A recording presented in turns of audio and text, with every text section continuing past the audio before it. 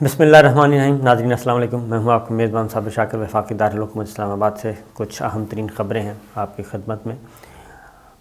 آنے والے دنوں میں مزید اچھی خبریں آ سکتی ہیں، اور خاص طور پہ مہنگائی کو کم کرنے کے لیے، مہنگائی کو کنٹرول کرنے کے لیے، اور تنخواہ دار طبقہ جو کہ بہت زیادہ ہے، سرکاری ملازمین جو ہیں خاص طور پہ، ایک تو ان کی تنخواہوں میں 15% اضافہ کر دیا ہے، ان کے لیے کچھ مزید خوشخبریاں بھی ہیں۔ ایک تو میں اس کی آپ کو ڈیٹیل دوں گا، کیونکہ ہمارے لاکھوں گھرانے ہیں پورے ملک میں، اور بلکہ لاکھوں سے بھی اوپر چلے جاتے ہیں پورے ملک میں، صوبائی حکومتوں کے بھی اور وفاقی حکومت کے بھی ملازمین، لاکھوں خاندان جو ہیں وہ اس سے وابستہ ہیں، کروڑوں افراد وابستہ ہیں جن کا گزر بسر جو ہے وہ تنخواہوں پر ہوتا ہے، اور خاص طور پہ وہ ملازمین جو بالکل رزق حلال کھاتے ہیں اور بہت زیادہ کام کرتے ہیں، ان کے لیے زندگی جو ہے وہ کافی مشکل ہے۔ اس کے لیے وزیر اعظم عمران خان اور وزارت خزانہ ایک اہم پیکج پہ کام کر رہی ہے، اس کی ڈیٹیل میں آپ کے ساتھ شیئر کرتا ہوں۔ دوسرا یہ کہ ایک کی دہشت گردی کی جو لہر آئی ہوئی ہے، اور خاص طور پہ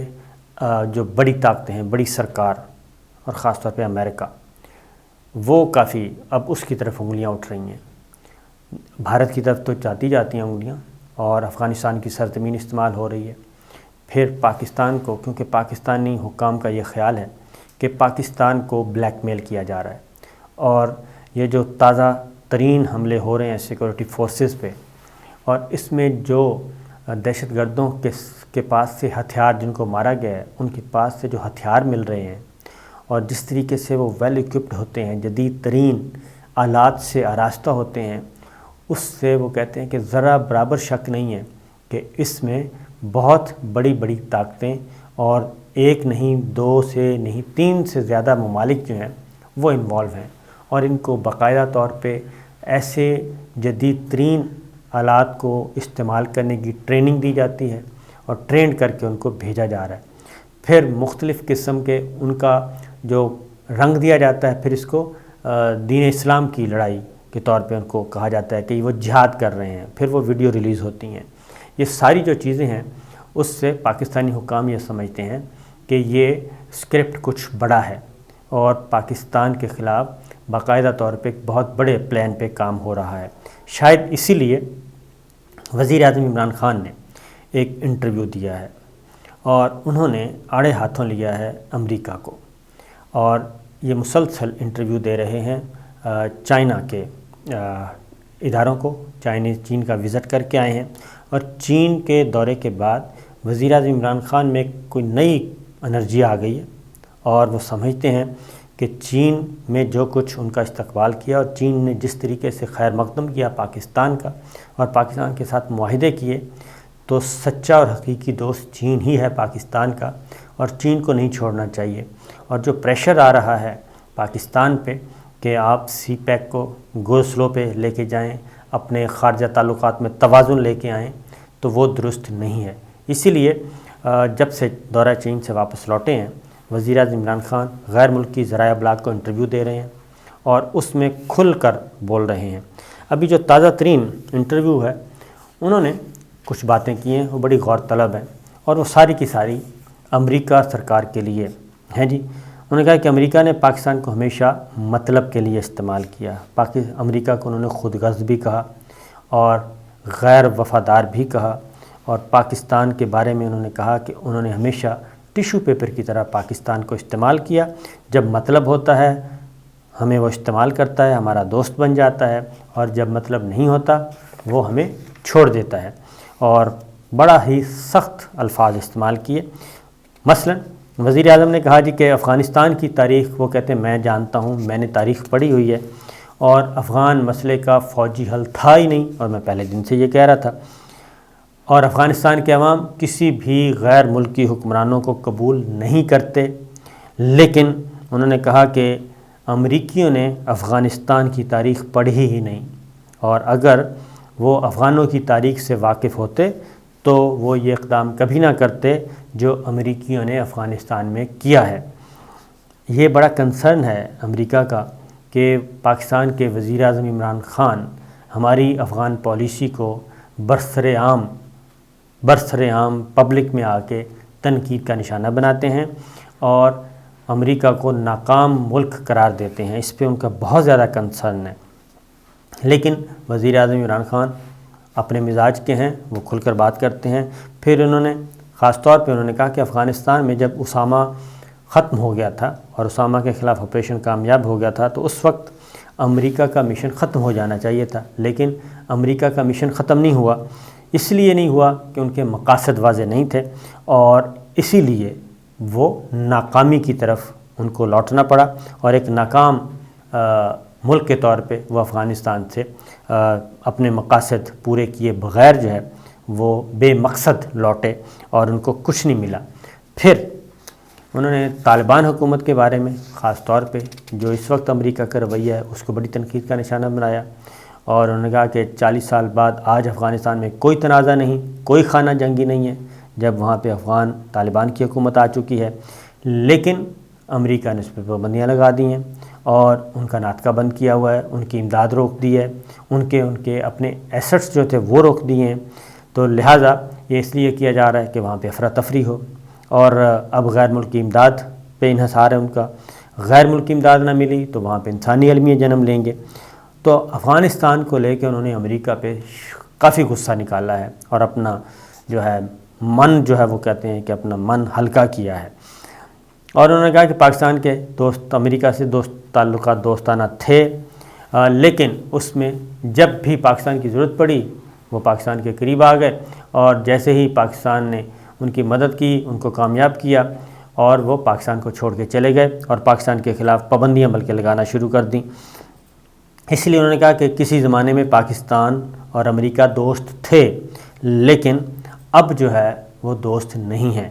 اور 10 سال بعد انہوں نے کہا 9/11 ہوا تو امریکہ پاکستان کے تعلقات اچھے ہو گئے، اور جیسے ہی وہاں پہ ناکامی ہوئی تو پاکستان کو ذمہ دار ٹھہرا دیا گیا کہ پاکستان ذمہ دار ہے ساری صورتحال کا۔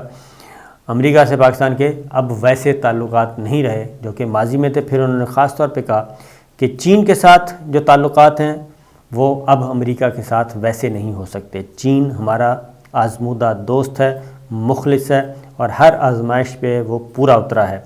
اور ایک دوست ملک کا اس نے کیا کہنا چاہیے ثابت کیا ہے کہ وہ پاکستان کا دوست ملک ہے۔ اور 70 برس سے پاکستان اور چین کے جو تعلقات ہیں اس میں تسلسل ہے، اس میں ایک توازن بھی ہے، تسلسل بھی ہے، اور پاکستان نے ہر فورم پر چین کے ساتھ رہا ہے، اور ہر ضرورت پر پاکستان کا ساتھ دیا چین نے۔ تو یہ وزیر اعظم عمران خان نے امریکہ کو ڈائریکٹ براہ راست سنائی ہیں۔ اس کا پس منظر ایک بتا دوں، اس کا پس منظر ایک یہ بھی ہے کہ وزیر اعظم عمران خان یہ سمجھتے ہیں کہ ایک تو جو یہ دہشت گردی کی جو لہر آئی ہے اور پاکستان کو ڈسٹیبل کرنے کی کوشش کی جا رہی ہے، اس میں غیر ملکی طاقتوں کا ہاتھ ہے، نمبر 1۔ نمبر 2، فیٹف کے معاملے میں بھی وزیر اعظم عمران خان یہ سمجھتے ہیں کہ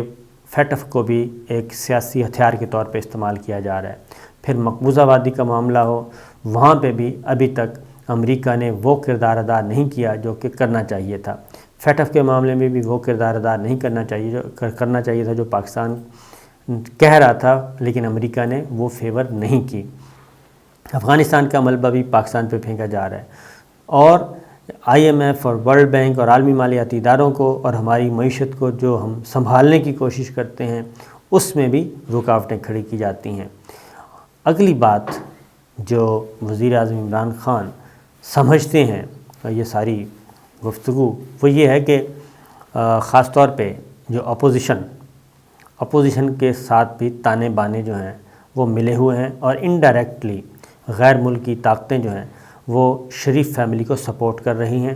اور اپوزیشن کو بھی ہوا دیتی ہیں۔ یہاں پہ سفارت خانے سفیر جو ہیں ملاقاتیں کرتے ہیں اور ان کو ڈسٹیبل کرنے کی کوشش کی جا رہی ہے،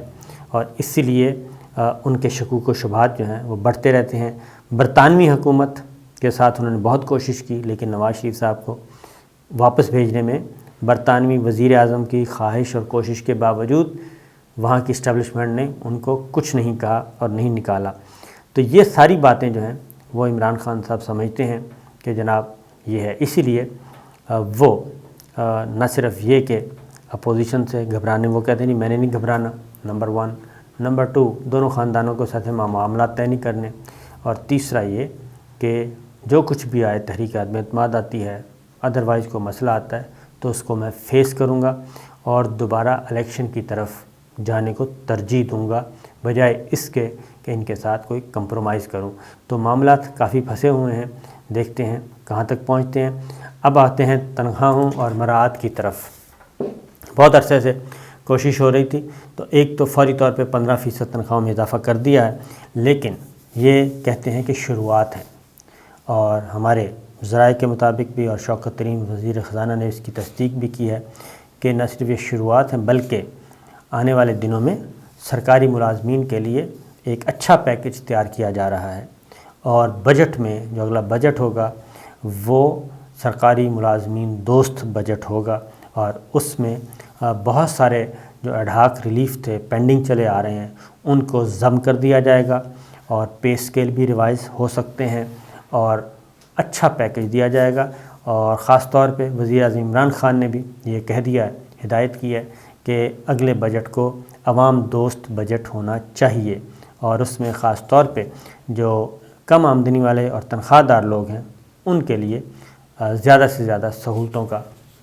सहूलतें पैदा की जाएँ। जबकि सऊदी अरब से एक बार फिर जी अच्छी खबर नहीं आई, हौसी बागियों ने फिर हमला किया है मिज़ाइलों से, और ये एबा एयरपोर्ट है सऊदी अरब का, उसको निशाना बनाया, लेकिन खुशकिस्मती से ये हमला कामयाब नहीं हो सका,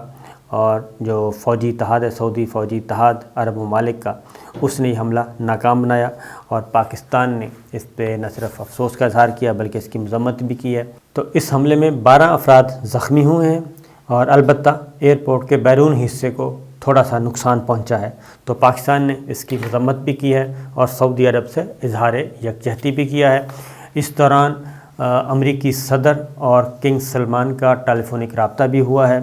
और उसमें हौसी बागियों के बढ़ते हुए हमलों पे बातचीत हुई है, और दिफाई निज़ाम को बेहतर बनाने पे बात हुई है। तो मुझे तो शक है ये सारे अमल में, क्योंकि हौसी बागियों के पास जो कुछ टेक्नोलॉजी आ रही है वो कोई ऐसी नहीं है कि आम से मुल्क से वो मिल सकती है, कुछ ना कुछ ज़्यादा गड़बड़ है, तो इस पे भी सोचना चाहिए। दूसरा, ईरान ने एक कामयाबी हासिल की है जी,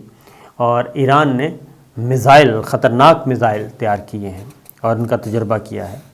और ये बात ध्यान में रखिए कि ईरान मिडल ईस्ट में सबसे ज़्यादा मिज़ाइल जो हैं वो ईरान के पास हैं, और अब एक मिज़ाइल तैयार किया है जिसकी रेंज जो है वो 1450 किलोमीटर तक है,